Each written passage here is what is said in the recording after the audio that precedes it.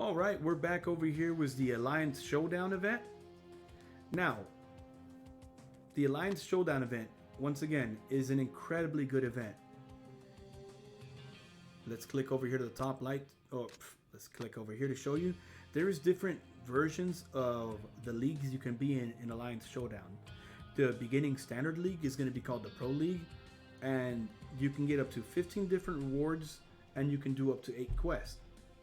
You could also spend diamonds to unlock more quests for you to do.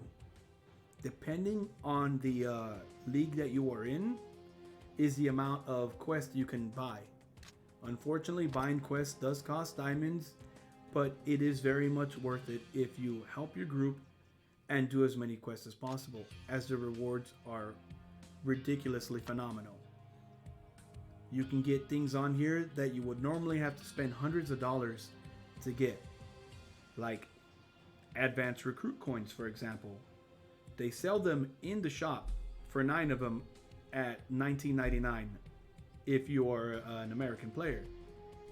You can get 36 of them from the final reward on my particular Alliance's reward. So just from this reward alone is equivalent of $60. You'll see several other things on here, like as you can see right here, 20,000 diamonds. And these reward levels are not that difficult to reach. You just need to know a few of the basics. Like, avoid a lot of these quests. Do not take the question mark quest. Unless you're feeling really risky and really lucky, odds are it's not going to be in your favor. It can give you any sort of ridiculous thing under its requirement. For example, it could ask you to spend 75,000 diamonds. And most free-to-play players just don't have that kind of currency. So do yourself a favor, avoid the question mark quest. Stick to a little bit more of the simple ones to start things off, like whether it be transporting resources to an ally, gathering resources.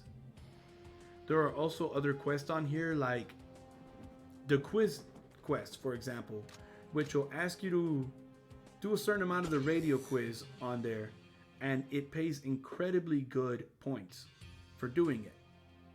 That is one of the best ones on there. There's a different quest on there that says to purchase from the mystery shop X amount of times. Also gives phenomenal amount of points. You'll find on there as well the zombie lair quest, which give you some really good points.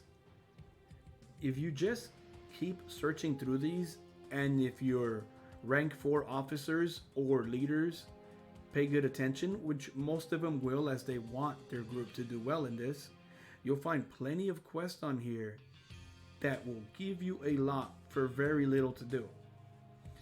So you do not need to feel rushed. Generally try to do at least 1 or 2 a day. This event lasts for 7 days, so you can cherry pick your quest and do the ones that will give you the best reward for the least amount of time spent. If you go over here, you'll be able to see your alliance rank and how you're faring up against the particular group of opponents you're up against. As you can see, my group is 2nd place right now, and there's a lot of other groups that are very close behind, and 1st place is in a very dominant lead. Now this can all change very quickly, as it is usually time zone based. My group, for example, is scattered a little bit of everywhere from around the world, so my group's points will be going around higher and higher 24 hours. Some of these other groups may have already gone to sleep, so their points won't be going up anymore. Now the important part about this is to be in the top 5. If you're in the top 5, you can move on to the next round, which has more rewards. If you lose, it won't hurt you too badly. I believe you'll just be demoted 1 ranking, and you won't have as many rewards available. So this is one that really requires a lot of teamwork. A little help goes a long way.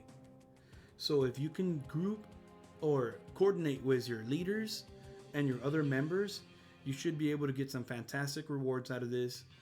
It is free, although I do highly recommend that you purchase the extra quiz test turns or the extra quest turns so that you can do the maximum amount of quests and have the highest amount of rewards possible. Once again, this right here is the Alliance Showdown. You can go to top allies and scroll around to see who has the most points. And every single one of these has their own unique thing. Tech Might Up. This might seem like something that's very simple, but it is honestly incredibly hard to achieve. This is not one of the quests you wish to be taking.